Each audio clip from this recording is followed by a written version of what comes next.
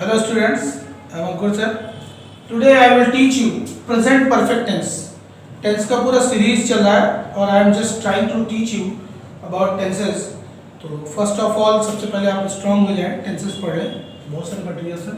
Present perfect tense, जैसा कि मैंने इसको स्टार्टिंग में बताया कि परफेक्ट का मतलब ही होता है पूर्ण होना, यानी काम के पूरे होने की हम इसमें बात करेंगे. इसका जो आइडेंटिफिकेशन है आप कहीं पे देखोगे, जो परिचय होगा उसमें यह है कि चुका है, चुके हैं, लिया है, दिया है, गया है, लास्ट में आता है.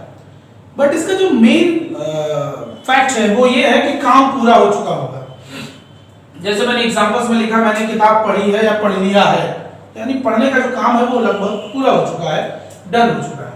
सबसे पहले स्ट्रक्चर पे आते हैं students. Structure for the affirmative sentences I have written this way, और यहाँ पे लिख दिया मैंने दिस प्लेस. तो सब्जेक्ट अगर हमारा सिंगुलर है तो इसमें हैज, हैव प्लस वर्ब की थर्ड फॉर्म हम लगाते हैं, और ऑब्जेक्ट से कोई मतलब नहीं होगा तो जो भी होगा वो लिखते हैं.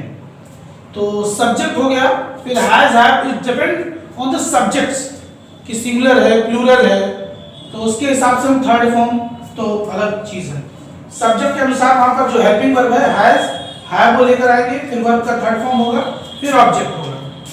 ये अफर्मेटिव का स्ट्रक्चर है.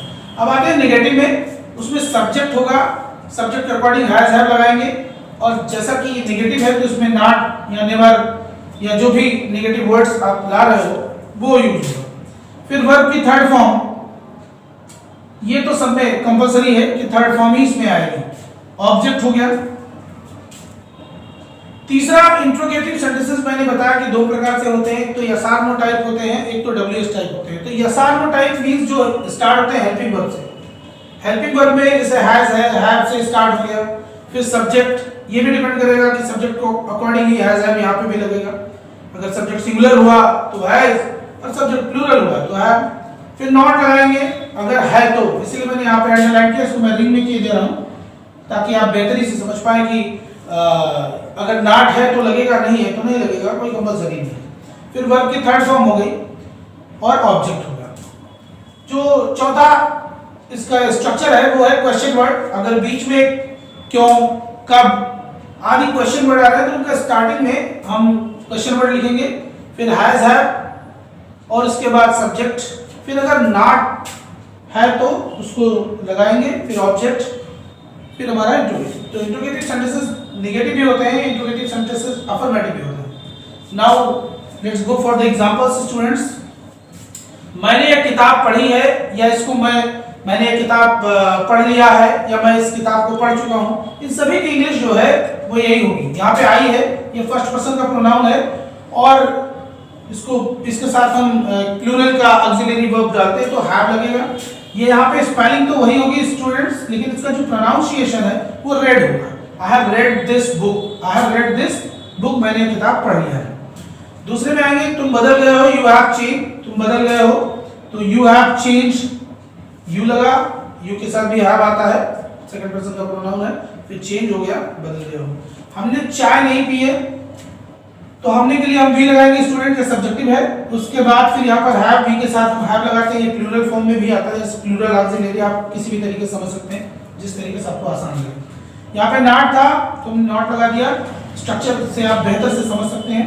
फिर टेक का थर्ड फॉर्म टेकन होता है, टेक, टुक, टेकन, और चाय पीने के लिए हम टेक टी लगाते हैं तो हमने टेकन टी लगा दिया. एग्जांपल्स हम लेंगे स्टूडेंट्स और 4 नंबर का, जिसमें इंट्रोगेटिव हम यस आर नो टाइप लेंगे. इसमें शुरू देखिए क्या से हो रहा है, तो हमने यहाँ पर हेल्पिंग वर्ब से स्टार्ट किया. चूंकि हमारा सब्जेक्ट जो है वो सिंगुलर है, और subject singular, so we will use the has in the beginning of the sentence.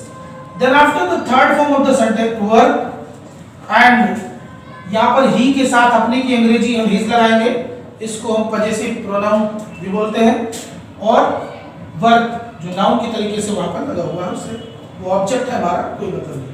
तो has he done his work, क्या उसने अपना काम कर लिया है, या क्या वो अपना काम कर चुका है, इन सभी की इंग्लिश होगी has he done his work. Number 5 क्या है स्टूडेंट्स, ये लास्ट है.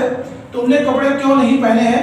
मैंने बताया कि अगर कोई क्वेश्चन वर्ड बीच में आता है तो उसकी इंग्लिश यहाँ पे आप structure number 4 you can take. यहाँ हो जाएगा व्हाई, हैव यू, व्हाई लगेगा, यू को देख करके यहाँ हैव लगाया गया है. फिर नॉट, जो कि अगर है तो लगेगा, नहीं है तो नहीं लगेगा. कपड़े पहनने के लिए पुट ऑन या वियर का इस्तेमाल कर सकते हो। तो पुट ऑन का थर्ड फॉर्म भी पुट ही होता है, पुट तीनों के थर्ड फॉर्म यही होते हैं। फिर put on clothes, why have you not put on clothes. उम्मीद है दोस्तों और स्टूडेंट्स कि आपको ये सारी चीजें समझ में आई होंगी। अगर कोई भी प्रॉब्लम है तो you can comment us, share करें, लाइक करें। Thank you for watching me.